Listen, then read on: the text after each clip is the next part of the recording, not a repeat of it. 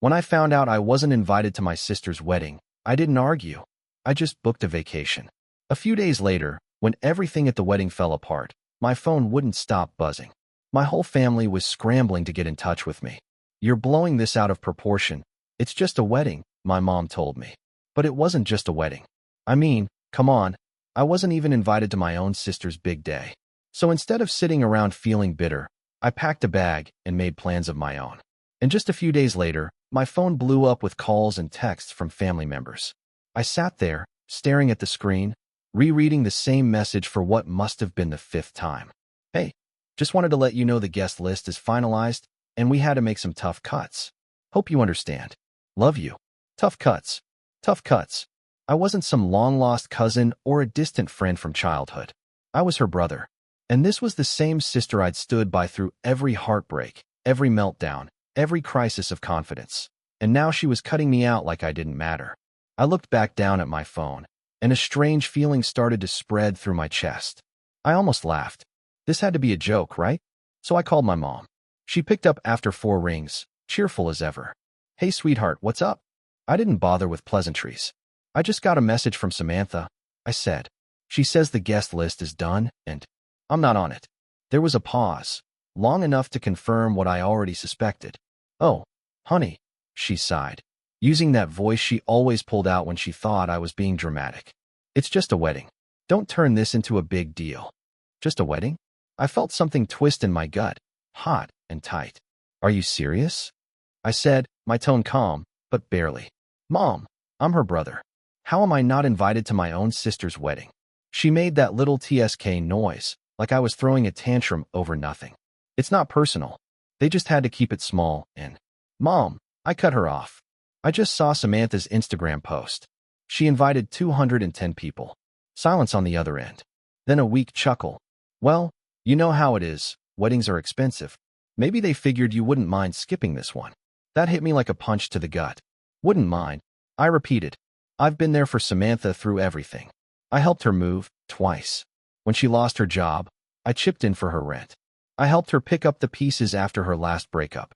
And now I'm not good enough to sit in a folding chair on her big day." "Oh, don't be so dramatic," Mom sighed again. "It's just one day. You're overreacting." I laughed, dry and humorless. "Overreacting, huh?" I could already see how this would play out. I'd argue. She'd brush me off.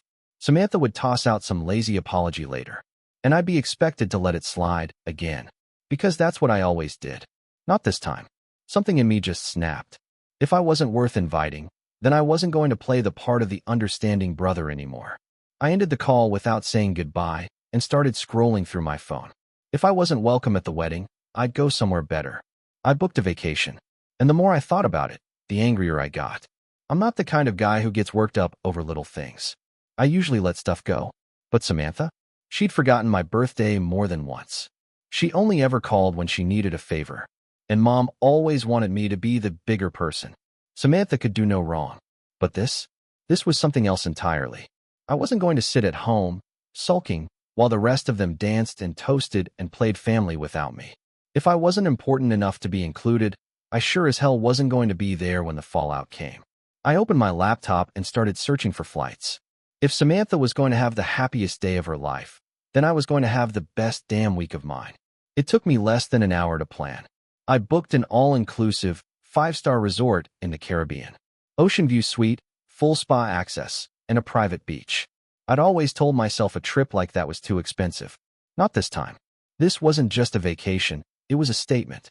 So when her wedding weekend rolled around, I was already in the air, sipping champagne in first class.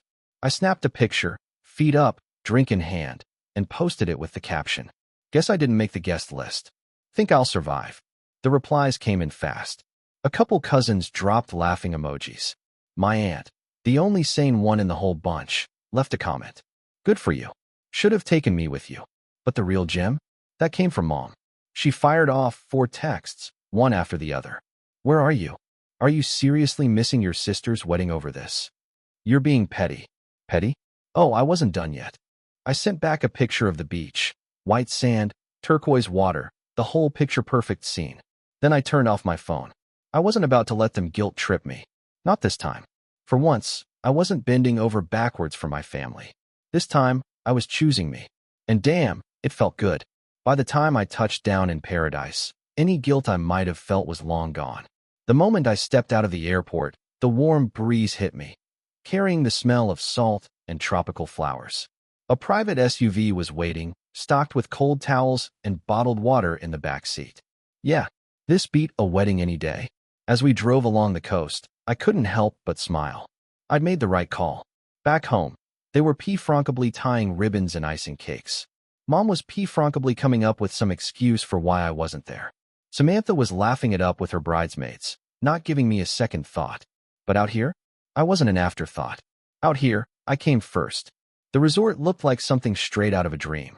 The lobby had real palm trees growing inside it, and the whole place was open air, letting in the ocean breeze. This place didn't just look like paradise, it acted like it too. The kind of place where they handed you a cocktail before you even checked in. My room. Unreal. Floor-to-ceiling windows, a private balcony, and the biggest, most inviting king-size bed I'd ever laid eyes on. I tossed my stuff onto a chair, walked out onto the balcony, and just stood there, soaking in the view. Then, because I couldn't help myself, I snapped a photo of the ocean and posted it with the caption, "When one door closes, another opens," preferably to a beachfront suite with unlimited margaritas. I knew it would make its way back to my family, and truthfully, I kind of hoped it would. Maybe now they'd get a tiny taste of what being left out feels like. And that was only the beginning. The first full day of the trip was absolute bliss. I kicked things off with room service, fluffy pancakes, fresh tropical fruit, and coffee so smooth it made every other cup I'd ever had taste like dirt. From there, I did exactly what I wanted. No stress, no family drama, just me, the beach, and a whole day built around my own happiness. By the time afternoon hit, I was stretched out on a lounger by the infinity pool, martini in hand, watching the waves slide in. Every now and then, I glanced at my phone, not to check in with the family, but to scroll through the growing pile of comments on my vacation posts. They were hilarious. Cousin Tyler. Bro, where even are you? Aunt Denise. Okay, now you're just flexing.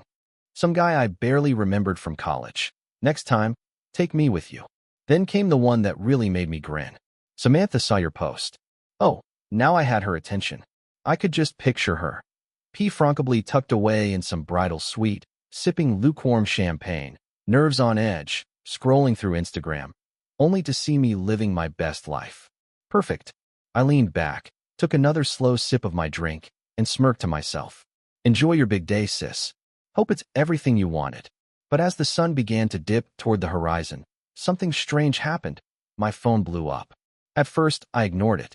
I figured it was just more likes, more comments.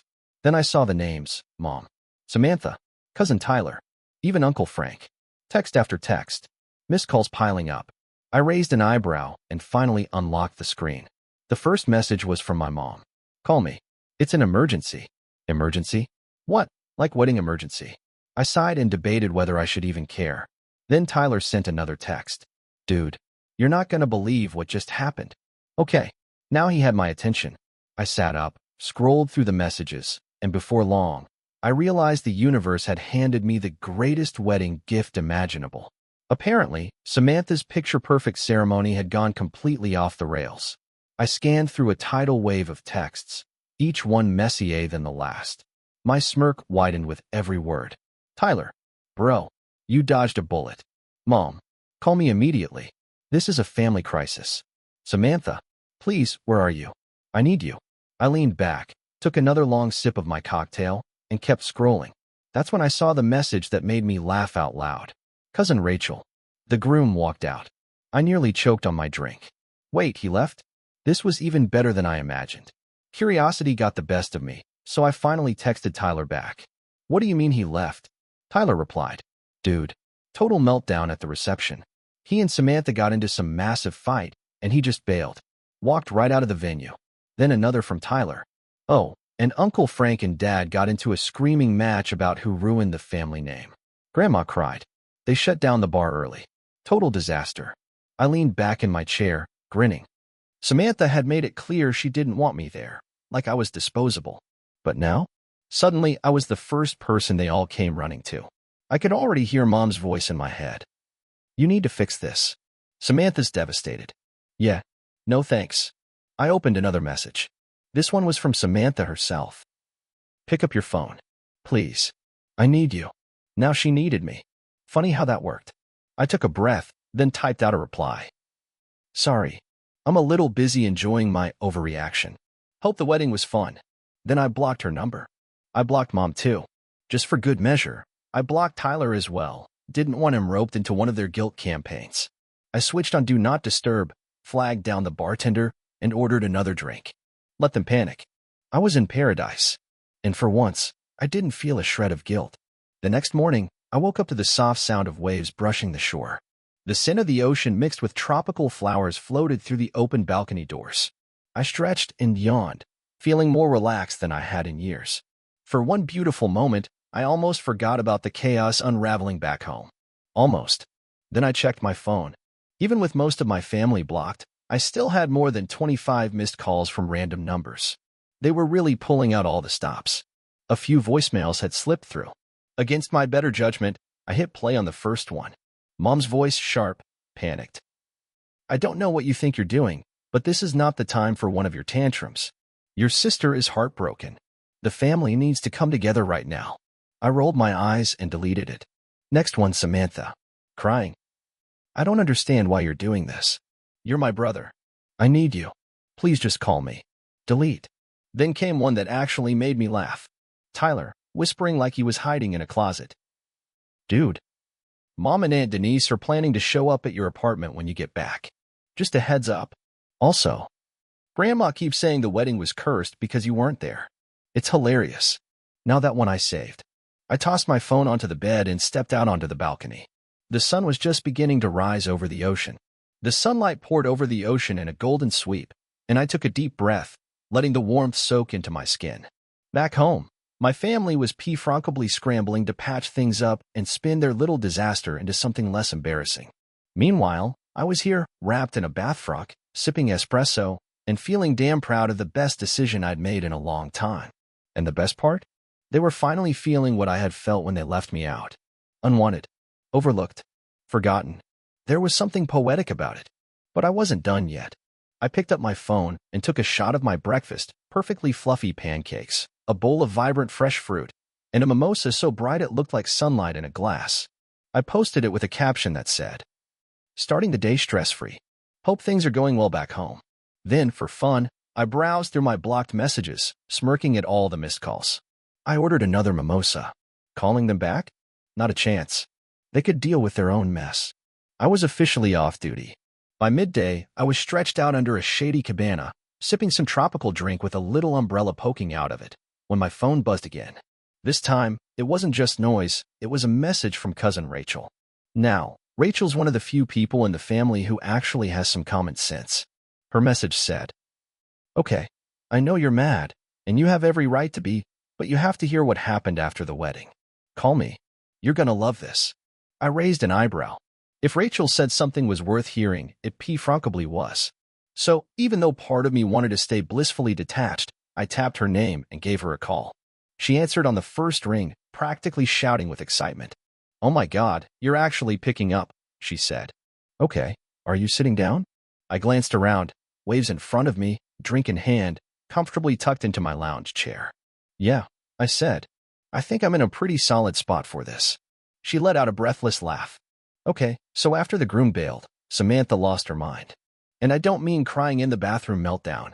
I'm talking full-on screaming, sobbing, hurling decorations at people. I couldn't help but smirk. Sounds about right." Rachel pressed on, clearly loving every second. Everyone was trying to calm her down, and then Mom overheard Aunt Denise say something. "You won't believe this." I sat up a little straighter. What did she say? She said, and I quote, "This never would have happened if he had been here." I blinked. Wait, she meant me? Rachel was practically giggling now. "Yup. She said you've always been the one who keeps Samantha grounded. That if you'd been there, you would have talked the groom down or saved the day somehow like you always do." I burst out laughing. Unreal. So let me get this straight. The same people who didn't want me at the wedding are now blaming me for not being there to stop it from crashing and burning? "Oh, it gets better," Rachel said, barely containing herself. Mom told Denise she was being ridiculous, and the two of them got into it. Loudly. Then Grandma jumped in and sided with you. Wait, Grandma. Yup, she said, and I kid you not, Samantha brought this on herself by insulting the universe and excluding her own brother. I nearly spilled my drink. Rachel was cracking up now. She straight up told Samantha that if she had treated her family with more respect, she wouldn't be standing there alone in a wedding dress. I leaned back, shaking my head with a smirk. That's amazing. Oh, and get this, Rachel continued. Your mom tried to reach out to the groom's family to do damage control, and the groom's mother literally said, "This is your P. Franklin now." I had to put my drink down. I was laughing too hard to hold it. So, I said between breaths, "What's Samantha doing now?" Rachel sighed. Still crying. Still blaming everyone else. Last I heard, she's scrambling to salvage the wedding somehow. But, let's be real. This ship has sailed. I grinned. You know what the best part of all this is? What? I took a long, slow sip from my drink and let it sit there for a second. I don't care. Rachel laughed so hard I thought she might drop the phone. Honestly, I don't blame you. I just figured you'd appreciate knowing that karma came through. Oh, it absolutely did, I said, smiling. Thanks for the update, Mel. No P. Franklin, she said. Enjoy your vacation. And for the record, you did the right thing. I hung up feeling more satisfied than I had in years. They wanted their perfect little wedding without me. And thanks to their own selfish choices, they ended up with a complete disaster instead. I picked up my drink, lifted it toward the sky, and made a quiet toast to the smartest decision I'd ever made. Then I powered down my phone and leaned back into the comfort of my cabana, letting the salty breeze sweep away whatever guilt I still had left. For the rest of the day, I didn't even glance at my phone. Instead, I booked a sunset cruise, let the warm ocean air run through my hair, and capped the evening off with a 5-star meal by the water. While my family was still sifting through the wreckage of Samantha's wedding meltdown, I was cutting into the best damn steak I'd ever tasted. At one point, I caught myself wondering if I should feel bad for her. Then I remembered how quickly she chose to leave me out, how little hesitation she showed. Yeah, no. I took a slow sip of wine, snapped one last photo of the view, and posted it with a single caption. Zero regrets. With a quiet smile, I shut off my phone again. Let them stew in the chaos they created. I was done being their emergency backup. The next morning, I woke up feeling lighter than I had in years. No guilt. No stress. No panicked family calls asking me to fix things. Just me and the soft sound of waves rolling in from the ocean, and an entire day ahead with absolutely nothing to do. I stretched, ordered some room service, and out of curiosity, turned my phone back on. Big mistake. Within seconds, the notifications started rolling in. From Mom. You need to stop acting like a child and call me. From Samantha. I can't believe you're doing this to me. You're so selfish. Back to Mom again. This isn't funny. Samantha is heartbroken. Do you even care? Then from a number I didn't recognize, probably an aunt or something. We need to fix this family before it's too late. I groaned and shook my head. Amazing how quickly they went from cutting me out completely to acting like I was the glue holding everything together. Then one message caught my eye. It was from Rachel. Okay, I get that you're ignoring everyone, but just read this. Your mom's trying to gather the family for some kind of meeting when you get back. Just a heads up. I almost laughed out loud. They actually thought I'd come waltzing back like nothing happened. That I'd let them guilt me, sit through their little family therapy session, and pretend everything was fine again. Yeah, not happening. I texted Rachel back. Thanks for the warning, but I'm not coming back. She replied instantly. Wait, what do you mean? I'm extending my trip, I wrote. They wanted to cut me out? Fine. I'm cutting myself off completely. I could practically see her face, some mix of shock and admiration. A few seconds later, she responded. Okay, that's iconic. Tell me everything when you get back, whenever that is LOL. I grinned, put my phone down, and pulled out my laptop.